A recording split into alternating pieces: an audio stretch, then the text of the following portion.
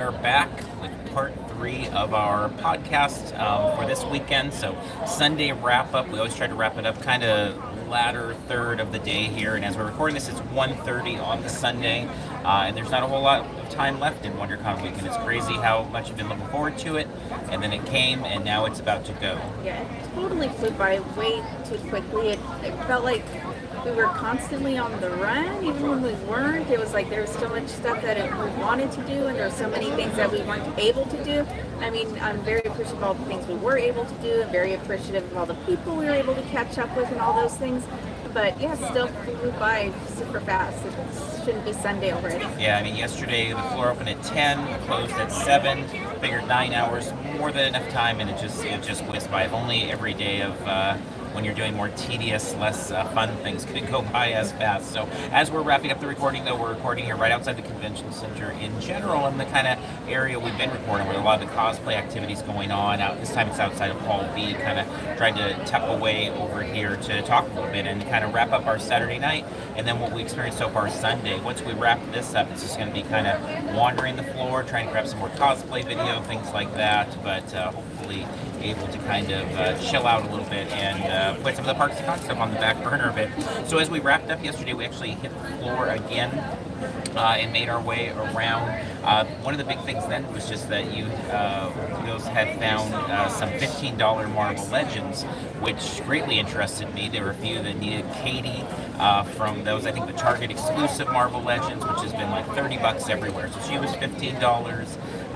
Sylvie, the variant of Loki, was $15, and then also Mordo from the brand new wave for Doctor Strange was $15. So picked each of those up. Picked up Thrawn. Yeah, Thrawn for $15 there. And I mean, the packages weren't like great packages, but like I think for most of those you don't even keep them in the package. I don't know. So, and I think Jennifer was going to take hers out of the package too. So $15 is a pretty cool price. So yeah, I took photos of it because she and I worked together, and you were, I think, hanging out up here doing video. And so I had snapped a few photos because I thought some of these are going to be interested in. So. Yeah, it was a nice stop there. And so just kind of wandered the floor a little bit and then made our way for the 5 o'clock panel behind the scenes of The Boys Presents Diabolical. And Diabolical is the animated, kind of add-on to the Boys offerings over there on Amazon Prime. So it kind of fleshes out the universe. They actually said during the panel 3 of the episodes are in canon. So some are in canon, some are not. They're all in a variety of different animation styles. And so they had the two, main guys behind the scenes there talking about the various work that they've done in putting it together. A lot of it, obviously, or really all of it, in a pandemic, and so much of it in a very rush. They said they had about 10 months to do it. And then Frosty Weintraub from Collider was the host there. They also talked a little bit Invincible as well, because that was there was I believe it was the director also had been involved in that was there on hand. And so let me get this right. So it was Simon Rakiopa, who works on Invincible, Dark Crystal, Age of Resistance, and is executive producer of The Boys Diabolical. And then supervising director Giancarlo Volpe, who worked on The Dragon Prince, Avatar: The Last Airbender, and Star Wars Clone Wars. So they let that kind of come in a little bit too. And that panel started with them playing the first episode, which we've seen, but it was cute to watch again, and a lot of people in the room. I don't know, like half or maybe less than half hadn't seen any of the episodes before. So like our friend, that was the first one she watched, and she was laughing and seemed to be enjoying it as well. And just to be clear, it is not a child-friendly animation situation. Again, this is definitely an adult cartoon. Very violent, very graphic. There's all sorts of adult-themed stuff in it. So definitely not here promoting that children watch this animation. It's definitely not for children. Yeah. So. And they actually addressed that because they talked about just kind of The Boys and kind of Amazon Prime working with The Boys, and then The Boys Diabolical, and they made a really big deal that Amazon was very supportive of, like, this is going to be the way that The Boys, the Garth Ennis, Derek Robertson version of the comic is. There is no PG rated version, so they shared that. They talked about hopes for a season 2 of it, and wanting to do more in that world, and we don't know if that's going to happen quite yet or not, but there's definitely some connectivity. And then for those that are maybe Boys fans but have not, for the live action but haven't watched the animated, they did also talk about that last episode, which is in canon for Diabolical, connects directly. It's kind of Homelander's origin. So if you're the boys fan and haven't watched Diabolical yet, you might want to watch at least that last episode before season 3 hits. I think it's in June. Guessing they'll have a big San Diego Comic-Con presence, or maybe that's just wistful thinking, but hopeful as well.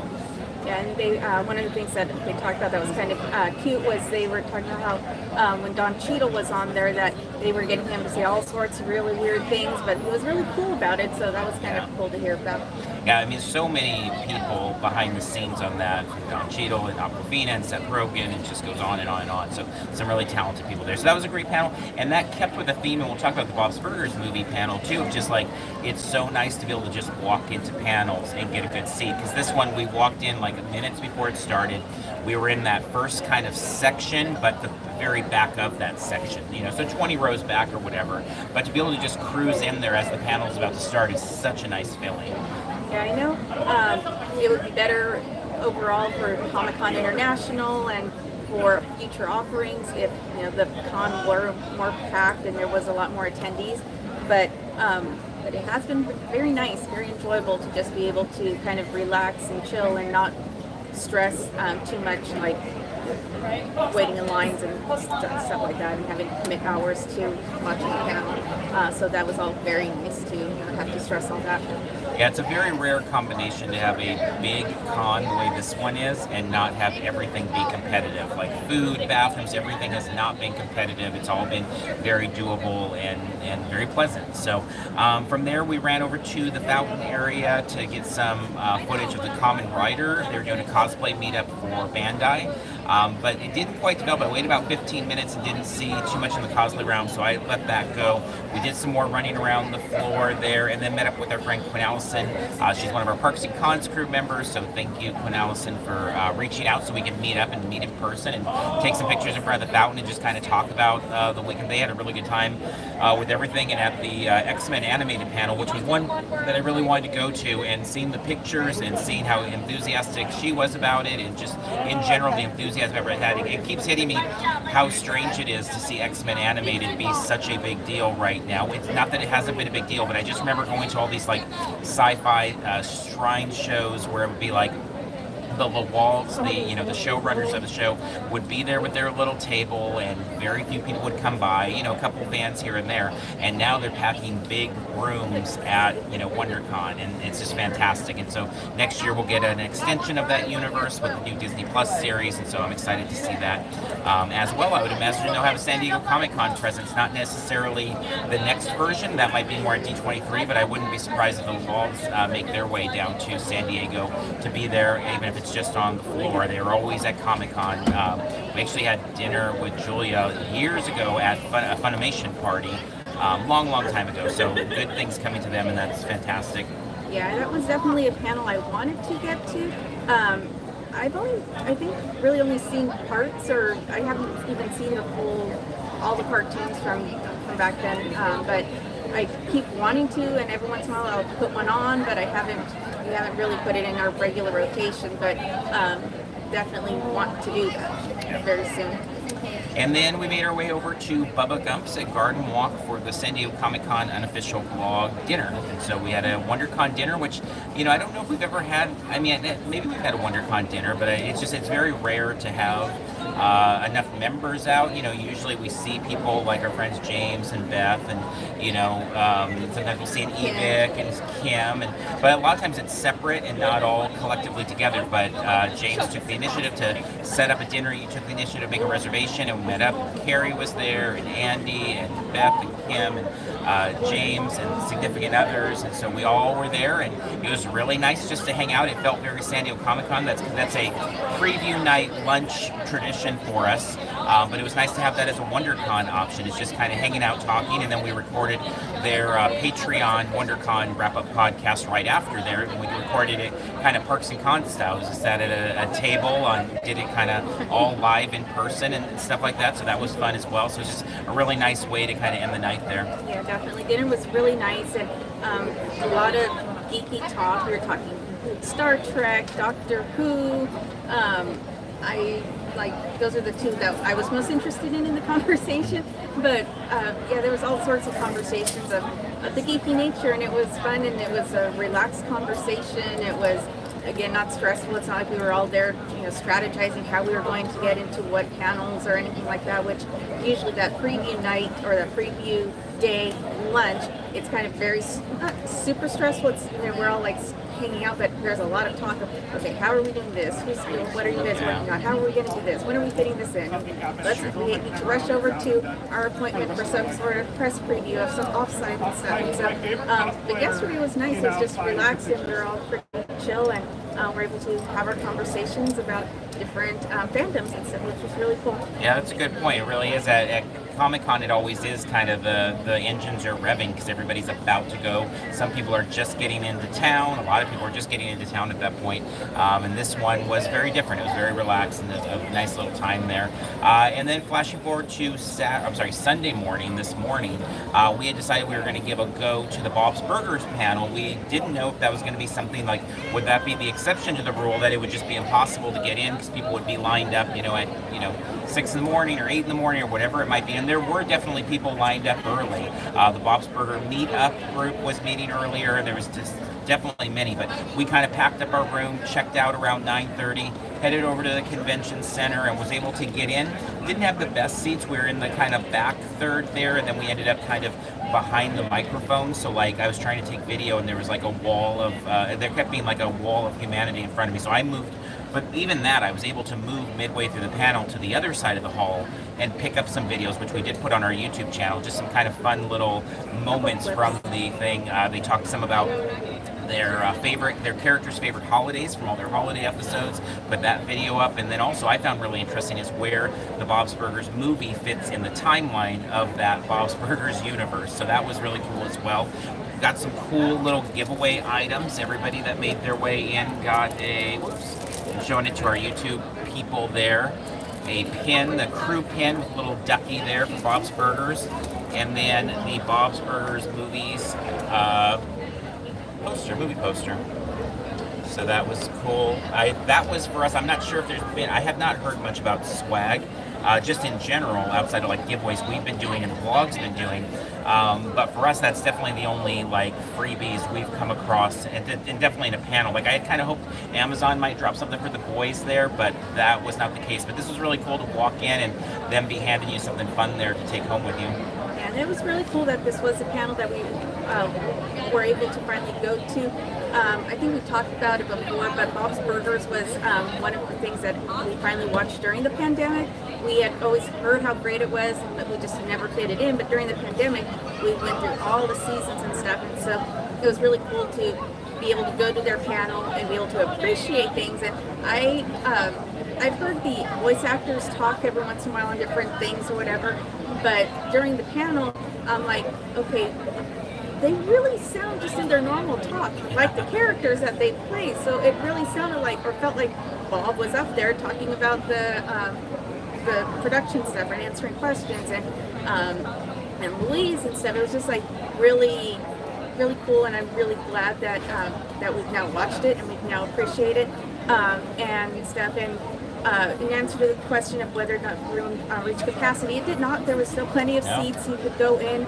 I'd say there was probably at least 200 seats by the end of the panel there that were open. Because when I moved over to the other side, I was surprised. Like there was a big chunk I was able to get. I mean, I was still in the back third, but I was able to get a nice seat on the row where I had a much more clear view of the actual stage. So that was cool. Yeah, and it was just great being among so many, again, fans of the same type of thing, and everybody was just happy to be there.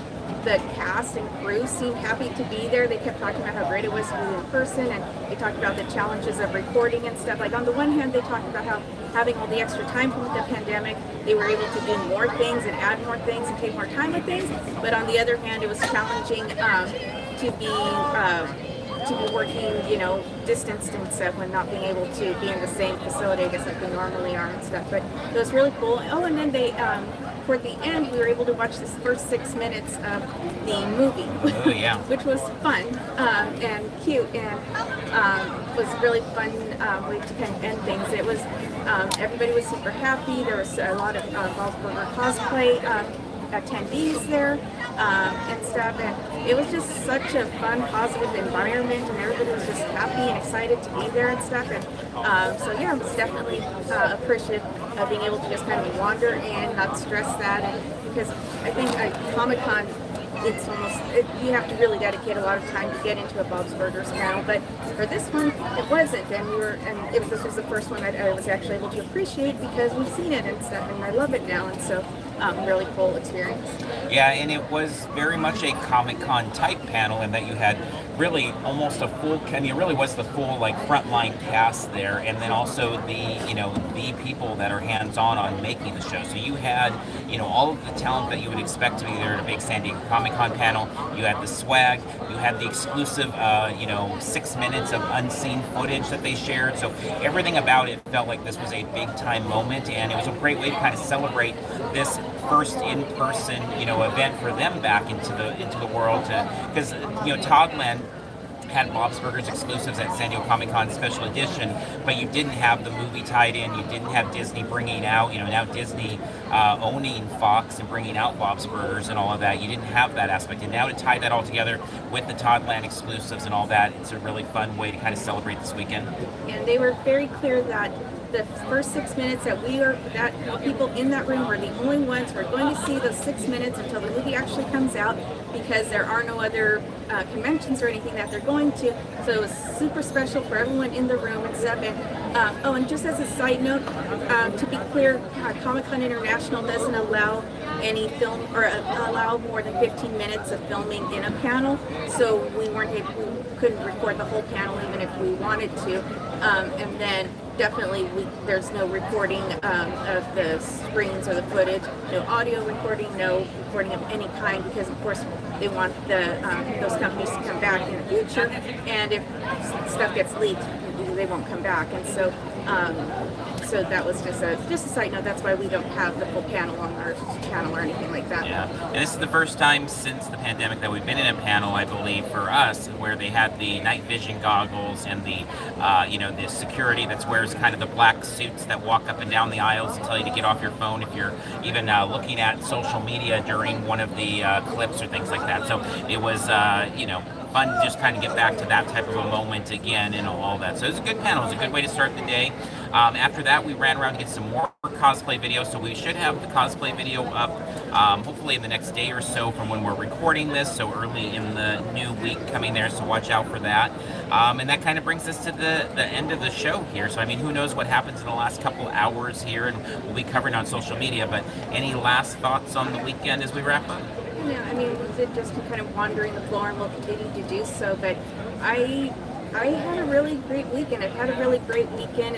I think the highlight is probably going to be, having caught up with so many friends and stuff that we haven't seen in a while, and just being among these people again, our group, our people, our crew, all these things. It's all been really incredible and really fun, and I'm super excited about what's to come for San Diego, because hopefully that comes back in an even stronger fashion and stuff. But everything that I've seen and experienced from other people and heard and stuff, it's all been positive, and it's definitely been really positive for me personally. So I'm very pleased and happy and excited about how this weekend went, definitely. Yeah, it was a blast. I mean, this was something that I've been looking forward to for a really long time, to get back to this show, and so it has a lot of meaning on top of it just being a fun stop on the convention circuit for the year. But it also feels, very much like, the whole we're back. Not that it hasn't felt like that. LA Comic-Con was a huge convention last year, the biggest convention we covered. So it's not like we haven't covered big conventions, and it was definitely a bigger convention than this one. But there's something about WonderCon and being back here with the fountains and the cosplay, the spring, and kind of, in a way, it kicks off a really big convention season that's just kind of particularly meaningful. So looking forward to seeing what's to come in these months ahead. And so with that, we'll kind of wrap up the show. I do want to hit on some shows we have coming up on the calendar for those of you that might be interested in the Southern California area here. In a couple weeks, we've got the Hollywood show. If you're an autograph fan, that is a April 15th and 16th. Sticker Expo, that is a Frankenstein collectible show in collaboration with Spooksy Boo. That is the 16th and 17th. San Diego Comic Fest, that'll be our next kind of bigger con, back to the con. I mean, it's much smaller than this con, but still it's a big time, fun show with a lot of great comic creators and all that there. San Diego Comic Fest down in San Diego, that's April 21st to the 24th. Spooky Swap Meet for our Halloween fix, April 29th through May 1st. Vangia, April 30th. SoCal Joe Show, May 1st. Free Comic Book Day, May 7th. The Disneyana Show, May 15th. Robo Toy Fest, also on the 15th. And then Star Wars Celebration Anaheim. The next time we'll be back right here. That is on May 26th through the 29th. We'll have a lot more on all of these things in the weeks and months ahead here as we go. Once again, we want to thank our Parks and Cons crew for all of their support. Greatly, greatly appreciate it. If you're interested in becoming a supporter of the show, you can find more about it on our homepage there, as well as all the calendar dates I just threw out there. All are on our events page, on the homepage, I should say, as well on the website. We thank all of you that have tuned in with us over the weekend on YouTube or listened to audio. Either way, we greatly thank you for your support. If you can, like, share, all of that, whether you're listening audio only or on YouTube, drop the like button there, would be greatly appreciated. Remember, you can always follow along in real time at all these events, parks, and conventions at Parks and Cons on Twitter, Facebook, Instagram, TikTok, and of course YouTube. Wrapping up here for WonderCon 2022. Until next time, we'll see you in line somewhere.